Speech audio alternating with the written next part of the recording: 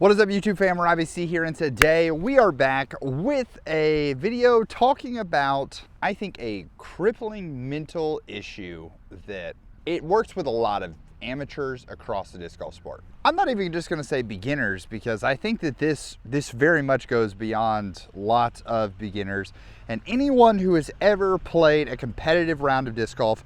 And that competitive round could be a tournament, trying to beat up on your friends, or even just playing by yourself, trying to beat the course. At the end of the day, competition comes down to what you define competitive round as. Before we dive in and talk about this issue, we got to ask the most important question of the day. How you doing today, Parker and Bailey? Y'all having a good one? So catch me if I fall.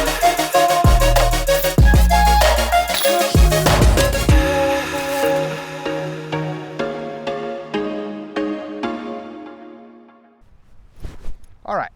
So we find ourselves here at the University of Montevallo, which has, when I think of like a competitive rounds, this has a very special place in my heart, because many years ago, my friends and I found disc golf in 2012, and in 2014, we started a tradition called Tour de Disc Golf. Tour de Disc Golf is where we would do random doubles all day, and we would play 4 courses in one day, and you kept your scores individually, but you got a different partner at every single course. So there was an overall winner. You couldn't repeat partners throughout the day. And the University of Montevallo, it's funny how, like, for those of you who went to college in a certain town, and if you stayed in college in that town, how your view of the city sort of adapts and changes as you get older.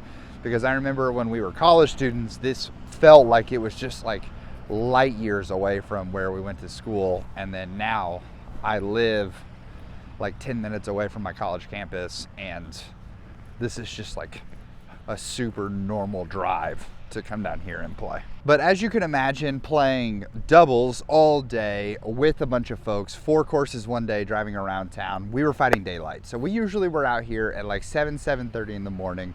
And so I think of this first tee shot, and the first tee shot at most courses that you're going to play, and I think of the nerves and the tension with all of it.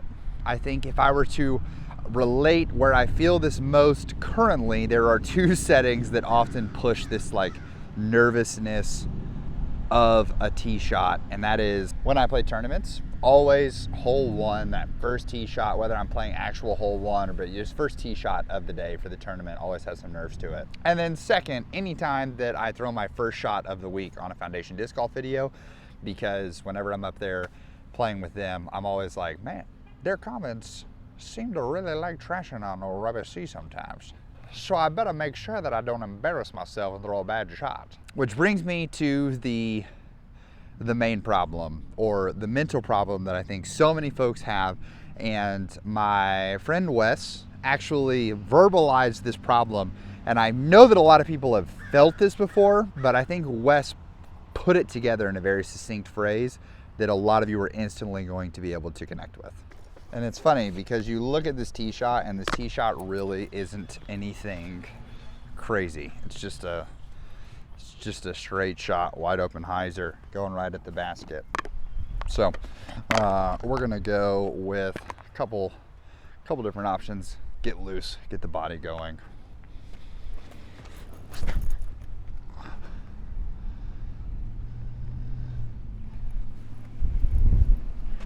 That's good. How do we feel about black discs? I'm going with the Riddle Buzz from, I think this was Black Friday last year. Really, really cool. I know we got some Black Friday sales happening this year.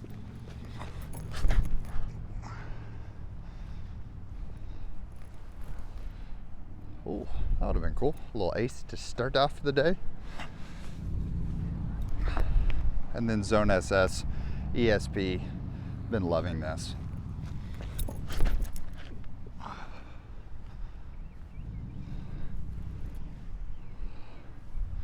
I'd say 3 really good shots to get our day started. So what was the phrase that Wes used? Well, the phrase was, I find myself in a problem because I can't play good disc golf until I relax, and I can't start relaxing during a round until I play good disc golf.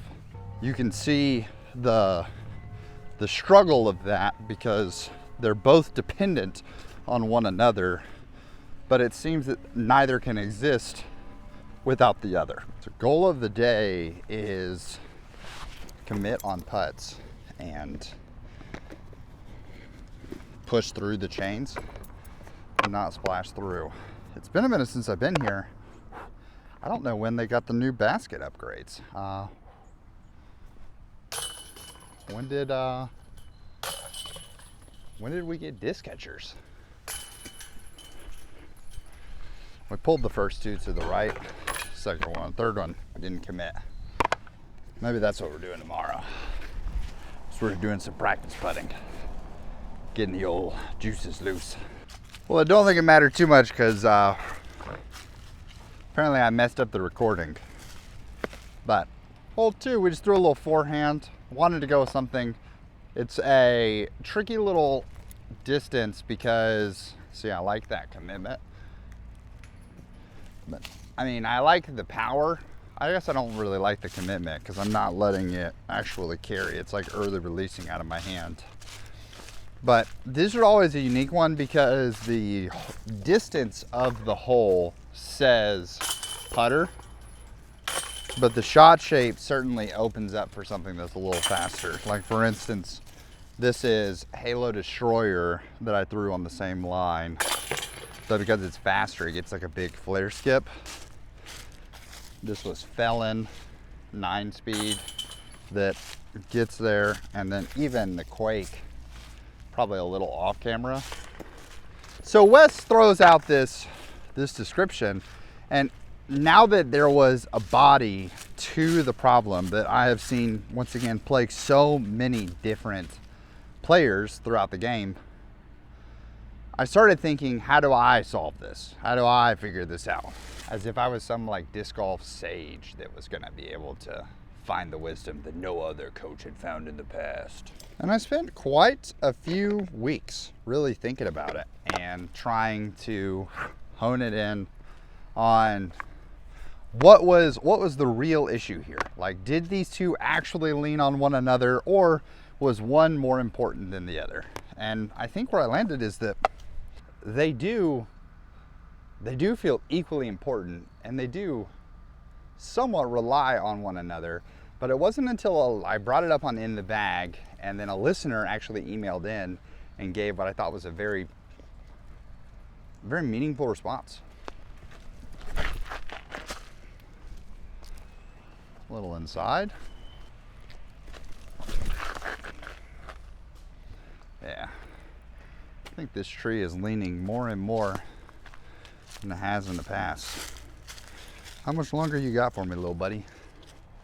It's gonna be sad when this goes, because I think it will still make the gap difficult, but as soon as these trees are not there, this hole's defenses are gone.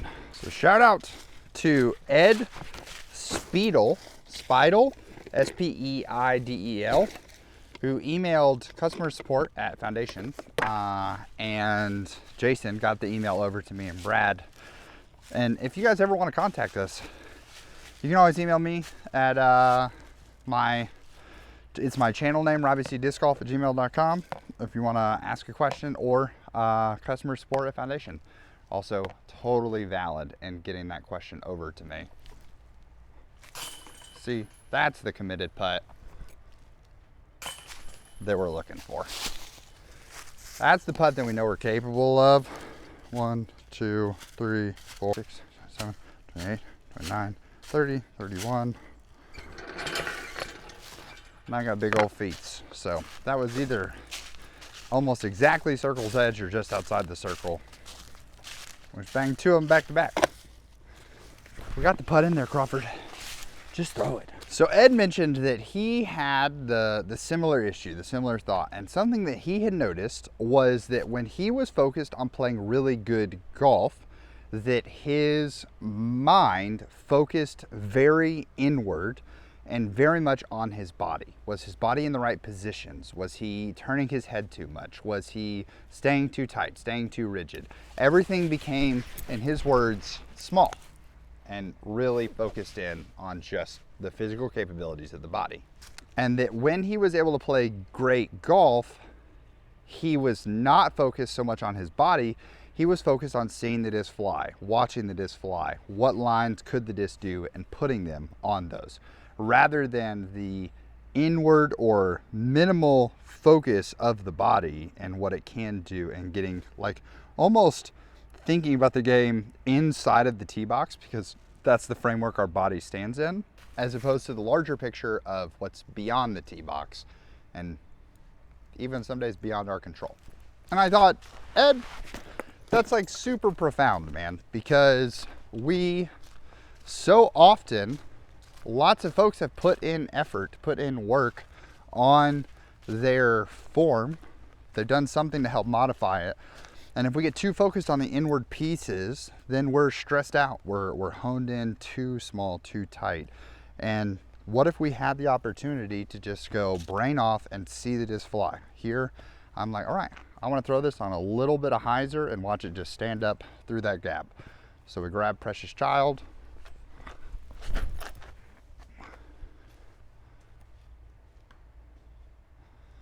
And we threw it on a little bit of hyzer and stood up into the gap.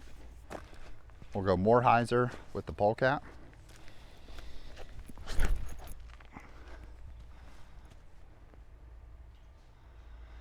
And we just bounced off the cage. I'm not sitting here thinking about, all right, what is the pace at which my feet are coming into the shot? Am I making sure that I'm coiling enough? Did I coil too early? Did I send the head back too early? It's just, here's what I want the shot to do. And I'm gonna try to throw the shot. And suddenly, the relaxedness of not thinking about 40 things to execute with my body makes me relax, which gives me a much higher chance of actually executing them. I think two areas we see this in a lot are obviously most often off the tee when you're trying to throw drives, but I think of specifically big moment drives where you have a ton of pressure to either execute like a huge shot, or you've got a tunnel shot standing right in front of you, and our brain goes to this super stressed position. Oh, that was really good.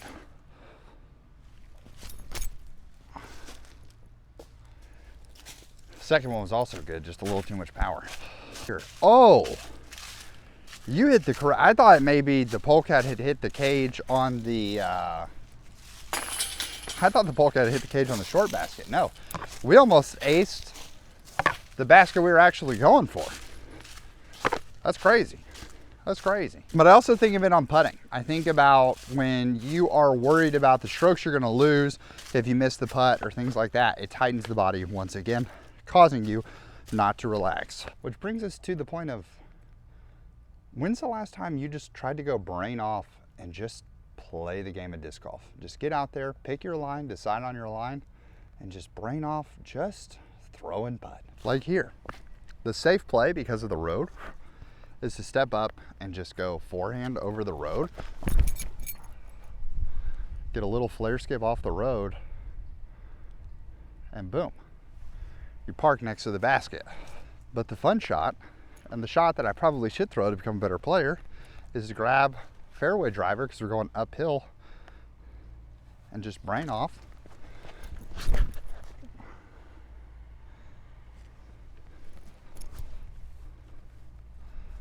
Throw it up there, and also be next to the basket.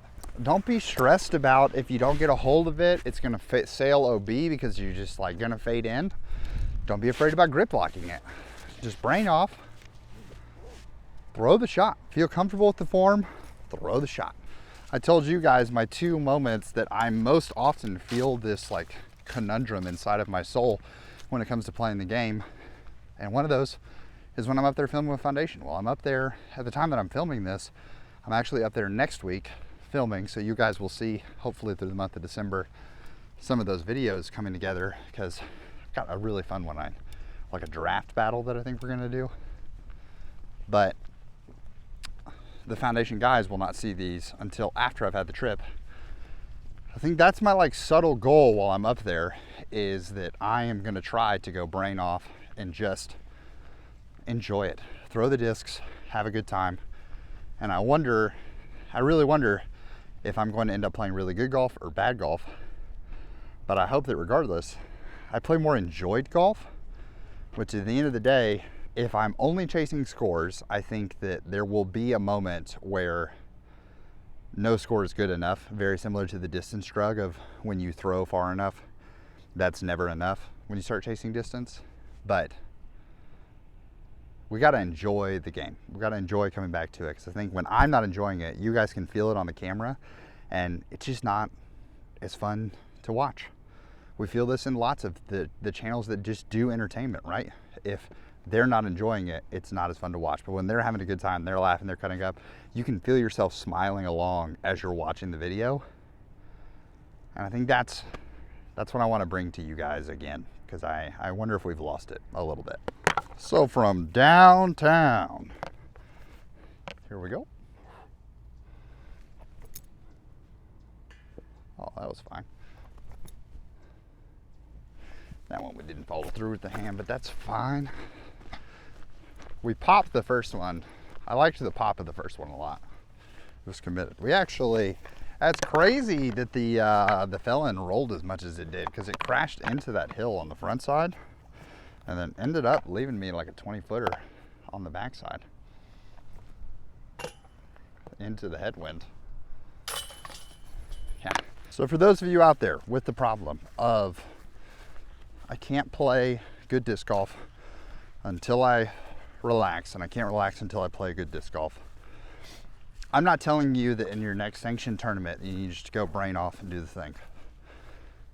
But I am saying when you do a practice round or you play another round, just try this feeling of let's just pick the line, commit to the line, and just throw the line. See what happens. Trust the reps that you have, trust your body. You're not going brain off because you're silly. You're going brain off because you've put in the work and you've put in the effort.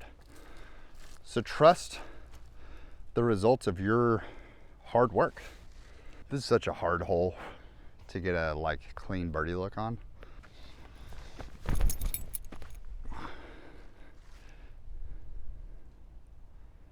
Because you like can't come in with too much speed, or else you like get a hard kick to the right.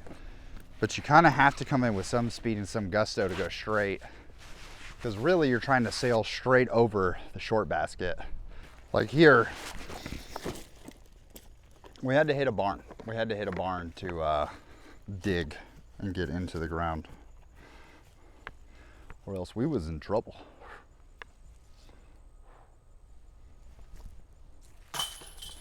Bang.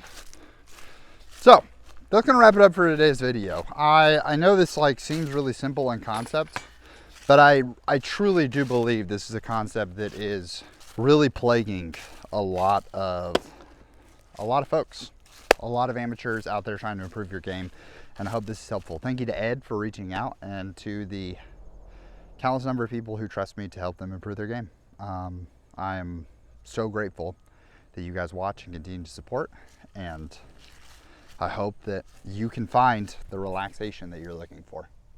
So as always, I want to say thank you so much for watching. I hope you have an amazing rest of your day. Please make it fantastic for someone else too. But for now, we're going to leave you with the birdie.